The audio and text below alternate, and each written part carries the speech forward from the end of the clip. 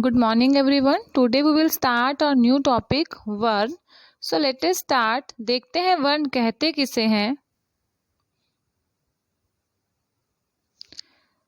Students, जब हम हिंदी में कोई काम लिखते हैं तो हर एक वर्ण अलग अलग लिखा जाता है. जैसा कि आपको मैंने पहले भी बताया है कि जो वर्ण है वो एक ध्वनि होती है. एक ध्वनि होती है, जो भी साउंड, जो भी बात हम कर रहे हैं, जो साउंड हमारे मुंह से निकल रही है और जो जिसके और अधिक टुकड़ा ना किया जा सके उसे वर्ण कहते हैं. ठीक है. जैसे आपने तितली लिखा तो तितली एक्चुअल में किस प्रकार लिखा जाता है. त के पैर में हलंत, ये जो पैर के जैसे त के नीचे स्टूडेंट्स लाइन है, इसे हलंत कहा जाता है. सो त ई त, जो ये वाला त है एक सिंगल त है जो बिना अ के नहीं लिखा जाता. जैसा मैंने आपको अपनी प्रीवियस वीडियो में भी बताया है, जब भी हम व्यंजन को लिखते हैं तो अ का यूज करते ही करते हैं. इसी प्रकार ली यानी कि ल को एक ही मात्रा, तितली. स्टूडेंट्स, नेक्स्ट हमारा शब्द है फूल. तो फूल लिखने के लिए फ के पैर में हलंत, उ, ल और ल के साथ कोई मात्रा नहीं है तो क्या आएगा, सिंपल अ. इसी प्रकार झूला, ज उ ल आ, झूला. तो इस प्रकार हम इसको वर्ण विच्छेद भी कहते हैं. जब हम वर्णों का विच्छेद करते हैं उसमें हम इसको इसी प्रकार लिखते हैं. तो इन ध्वनियों के और टुकड़े नहीं किए जा सकते, सो इन ध्वनियों के संकेत चिन्हों को ही वर्ण कहते हैं. या आप इस प्रकार कह सकते हैं कि भाषा की सबसे छोटी इकाई को ही हम वर्ण कहते हैं.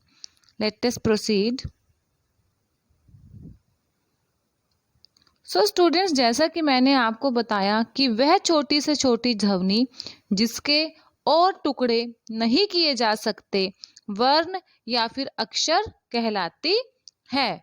ओके, आई रिपीट, वह छोटी से छोटी ध्वनि जिसके और टुकड़े नहीं किए जा सकते वह वर्ण या फिर अक्षर कहलाती है.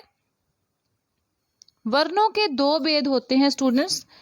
वर्णों के दो भेद हैं, एक है स्वर और दूसरा है व्यंजन. वर्णों के कितने भेद हैं? वर्णों के दो भेद होते हैं, स्वर एवं व्यंजन. अब देखते हैं स्टूडेंट्स कि स्वर किन्हें कहते हैं. जिन वर्णों का उच्चारण स्वतंत्र रूप से होता है, अर्थात जिनके उच्चारण मतलब होता है बोलना, जिनके बोलने में किसी अन्य वर्ण की मदद नहीं ली जाती, उन्हें स्वर कहते हैं. ओके, तो हिंदी में स्वरों की संख्या स्टूडेंट्स 11 है, यानी कि 11 है, जो इस प्रकार है अ, आ, ई, उ, री, ए, ओ. ये सभी जो 11 हमारे हैं हिंदी में अ से लेके ओ तक, ये सब क्या है, स्वर हैं.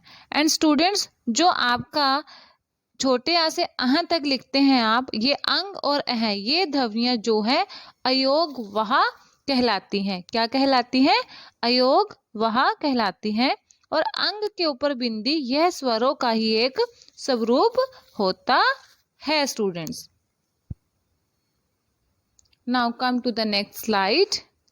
आगे बात करते हैं अंग की. अंग इसे अनुस्वार भी कहते हैं स्टूडेंट्स, और इसके लिए ऐसे बिंदी का प्रयोग किया जाता है. जिस प्रकार आप कोई शब्द लिखते हैं, इसे क्या कहते हैं, अंग को हम अनुस्वार कहते हैं. इनके उच्चारण में ध्वनि जो है नाक से निकलती है, जैसे घंटा, मंजन, चंचल, गंगा, हिंदी आदि. जिन भी अक्षरों के ऊपर बिंदी लगती है तो इस बिंदी को जो हम लगाते हैं ना, इसको हम बोलते हैं अनुस्वार. और अह जो होता है इसे विसर्ग कहा जाता है. और जब भी किसी भी शब्द के लास्ट में 2 डॉट्स लगते हैं तो इनका 2 बिंदुओं का प्रयोग होता है, और इसका उच्चारण कुछ ना कुछ अह की तरह होता है, जैसे पुनः, प्रातः, दुख आदि. ठीक है, 2 डॉट्स उसमें यूज होते हैं.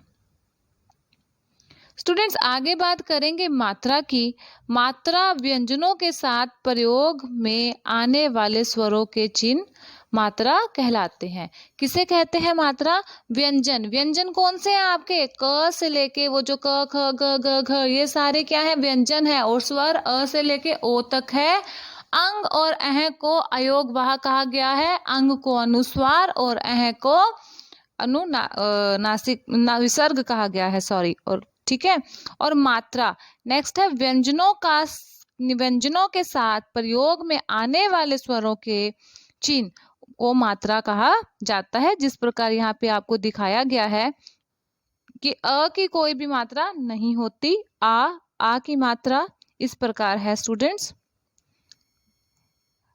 आगे बात करेंगे ई की मात्रा, जैसे कि निप, ई की मात्रा यानी बड़ी ई की मात्रा है, और नीला उ यानी छोटे ऊ की मात्रा नुकसान, ऊ नृपुर। ठीक है, अगर आप बात करो नूर तो लंबी बात आएगी ना, नूर। री की मात्रा नृप, ए की मात्रा जैसे नेक, ए की मात्रा नया, ओ की मात्रा नोक, ओ की मात्रा हो जाएगा नो कर। इसी प्रकार इन सभी मात्राओं का यूज हम किस में करते हैं, अपनी हिंदी वर्णमाला में, हिंदी वर्णमाला के साथ इन मात्राओं का प्रयोग करते हैं। हिंदी में इन्हीं सभी मात्राओं को यूज किया जाता है। और किसकी मात्रा नहीं होती, छोटे आ की मात्रा नहीं होती स्टूडेंट्स। ओके, आगे बढ़ते हैं बच्चे। अब ध्यान देने योग्य बातें क्या है कि हिंदी में 11 स्वर की 10 मात्राएं होती हैं। जैसे कि मैंने आपको बताया कि जो आप छोटा अ लिखते हो उसकी मात्रा नहीं होती। अब हिंदी में स्वर तो कितने हैं, 11, और लेकिन मात्राएं कितनी है, 10 यानी कि 10। तो याद रखिए कि एक वर्ण पर एक बार में एक ही मात्रा लगती है। इट इज वेरी इंपॉर्टेंट कि एक वर्ण में एक बार में एक ही मात्रा यूज होती है। कभी भी एक साथ दो स्वरों की मात्राएं नहीं लगती। ये नहीं है कि आप अ की मात्रा भी लगा दो और ई की मात्रा भी लगा दो, वो गलत हो जाएगा। एक बार में एक ही मात्रा यूज होगी। ओके, नेक्स्ट इज हिंदी में स्वरों का प्रयोग। तो हिंदी भाषा में स्वर दो प्रकार से प्रयोग किए जाते हैं। एक आता है मूल रूप से, दूसरा आता है मात्रा के रूप में। एक मूल रूप में कैसे, जैसे अ से आम, ऊ से उन, ऊ से ऊन, ऊंट, इस प्रकार, यानी मूल रूप से इन्हीं से कोई शब्द बन जाए। ओके, और मात्रा के रूप में जैसे मात्रा यूज करके काला, गुलाब, हरा, नीला, पीला, तो मात्राओं के रूप में इस प्रकार हम स्वर को यूज करते हैं। Come to the next slide now. Hindi में स्वरों का प्रयोग देखिए। अब र के साथ जब ऊ आता है, मोस्ट इंपोर्टेंट थिंग है स्टूडेंट्स, जब ऊ या ऊ की मात्रा उसके नीचे ना लगा के बीच में लगती है। जब हम बाकी सारे व्यंजनों के साथ मात्राएं उनके नीचे ही यूज करते हैं, लेकिन र के साथ उनकी मात्रा नीचे ना लगा के उनके पीछे करते हैं। जब र के साथ छोटे ऊ की मात्रा आएगी तो रुपया हो जाएगा, लेकिन जब र के साथ बड़े ऊ की मात्रा आएगी तो रूप। तो आप देखिए, जब छोटे ऊ की मात्रा है तो ये कुछ इस प्रकार लिखा जाएगा, और जब बड़े ऊ की मात्रा है तो वो किस प्रकार लिखा जाएगा, इस प्रकार मात्रा दिखाएंगे पीछे। Got it?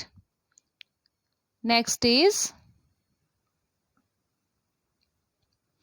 सो स्टूडेंट्स, अभी तक हमने बात की थी स्वर की, जो कि हिंदी भाषा में 11 स्वर हैं, लेकिन 11 स्वरों की हमारी 10 मात्राएं हैं, और उन मात्राओं के बारे में भी हमने अच्छे से सीखा है।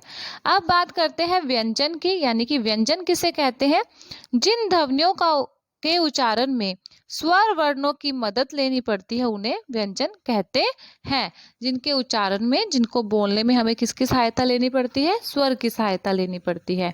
हिंदी में व्यंजनों की संख्या कितनी है, 33 है, यानी कि 33 है, जो कि इस प्रकार है, क ख ग घ ड़ च छ ज झ न ट ठ ड ढ न। आप किसी भी व्यंजन का अगर आप एग्जाम्पल ले लो, मान लीजिए हम क की ही बात करते हैं, तो क को अगर हम लिखें तो ये क जमा अ होता है, तब जाके ये क्या बनता है, ख। ओके, नेक्स्ट बात करते हैं आगे की वर्णमाला आपके सामने है, जिस प्रकार त थ द ध न प फ ब भ म य र ल वह। स्टूडेंट्स, तो ये सब जो जितने भी हमारे वर्ण हैं ये सब मिलकर कितने हैं? 33 हैं, जैसे कि श, स, ह। अब देखिए अड़, अड़, ज, फ, ये हिंदी में प्रयोग होने वाली आगत ध्वनियां हैं। ठीक है, इनका भी हम यूज करते हैं। अड़ और र से बेटे कोई भी शब्द नहीं बनता, वो बीच में यूज होते हैं। आगे एक इम्पोर्टेंट बात आती है, वो है वर्णमाला। वर्णमाला को क्या क्या होती है? वर्णमाला, जैसा मैंने आपको प्रीवियस वीडियो में भी समझाया था कि सभी स्वर और व्यंजन वर्णों के निश्चित क्रम से लिखे जाते हैं। ठीक है, सभी स्वर और व्यंजन एक निश्चित क्रम में लिखे जाते हैं। उन्हें लिखे हुए समूह को हम वर्णमाला कहते हैं। जैसा कि अगर हम क, ख, ग, घ, ड़ की बात करें तो ये एक इसी तरह से ऑर्डर में यानी इसी सीरीज में लिखा जाएगा। लेकिन ऐसा कभी नहीं होता कि हम पहले ग, ख, च, म, ट इस प्रकार लिखे। No, it is wrong. एक निश्चित क्रम है, एक फिक्स्ड उसका क्राइटेरिया है, एक ऑर्डर है, उसी की तरह हमने लिखना है। तो इसी निश्चित क्रम से लिखे समूह को हम क्या कहते हैं? वर्णमाला कहते हैं। प्रत्येक भाषा की अपनी एक अलग वर्णमाला होती है। हिंदी भाषा की वर्णमाला में पहले 11 स्वर और फिर 33 व्यंजन एक निश्चित क्रम में आते हैं।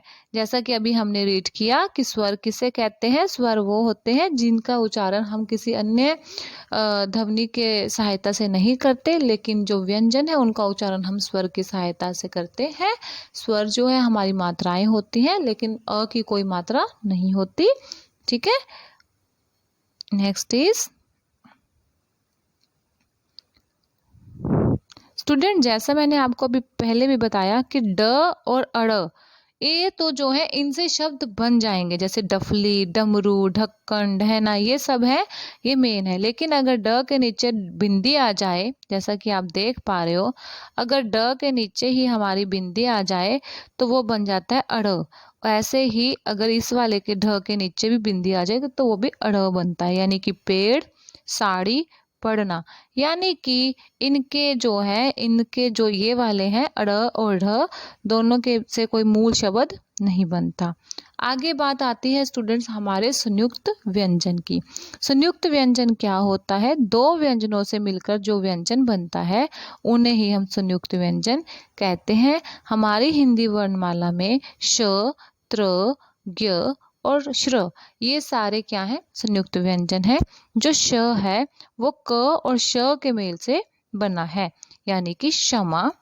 त और र के मेल से हमारा त्र बना हुआ है, त्रिशूल। ज और न से ज्ञ बना है, जिसे हम यज्ञ बोलते हैं। श और र से श्र बना है, जिसे हम श्रमिक में भी यूज करते हैं। तो स्टूडेंट्स, आप सबको ये याद होना चाहिए कि किसके मेल से कौन सा संयुक्त व्यंजन बनता है। ओके,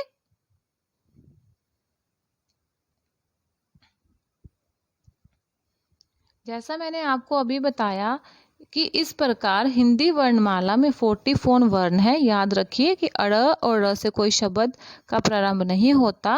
यह सदैव शब्द के बीच में या अंत में आते हैं, या इनका उच्चारण और प्रयोग ड और ढ से बिल्कुल ही अलग है, जैसा कि इसके साउंड से ही आपको क्लियर हो रहा है। यस, आगे आता है स्टूडेंट्स, जब हम कई बार ना आधा क और पूरा क भी यूज करते हैं, उन्हें हम बोलते हैं द्वित्व व्यंजन। क्या बोलते हैं? उन्हें हम द्वित्व व्यंजन कहते हैं। जैसे कि अभी मैं आपको एग्जाम्पल देके समझाती हूँ। जब किन्हीं दो समान व्यंजनों को मिलाकर लिखा जाता है उन्हें हम द्वित्व व्यंजन कहते हैं। जैसे कि पक्का, क आधा क जिसके नीचे हलंत आ गया तो वो है आधा, यानी आधा क, और फिर पूरा क। ठीक है, तो पक्का, प्रसन्न, सच्चा, जैसे कि अब ये क और फिर पूरा क आ गया तो पक्का बन गया।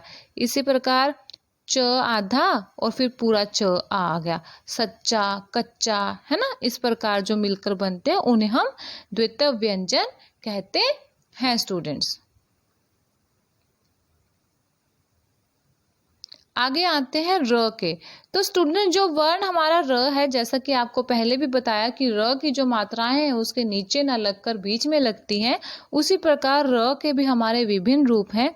जैसे कि र का रेफ रूप जो है इस प्रकार है। इसे र जब हम किसी अक्षर के ऊपर र लगाते हैं, जैसे कि शर्म, धर्म, कर्म, तो ये सारे क्या हैं, र के ही रूप हैं जब र इसके ऊपर आ रहा है। इसी प्रकार र का पदेन रूप यानी कि पैर में आना, जैसे कि क्रम, नर्म, ग्रह, प्रयोग, तो ये क्या है, र का पदेन रूप। रेफ हो गया जो ऊपर आया है, जैसे इसके ऊपर।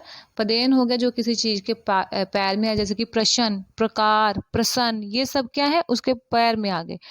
तो अब देखो र का एक और पदेन रूप है जिसको हम इस तरह से लिखते हैं, जैसे कि ट्रक, ड्रम, राष्ट्र, ड्रामा। ओके, तो ये हमारे र के कई रूप हैं जिसे हम अपनी हिंदी वर्णमाला में प्रयोग करते हैं।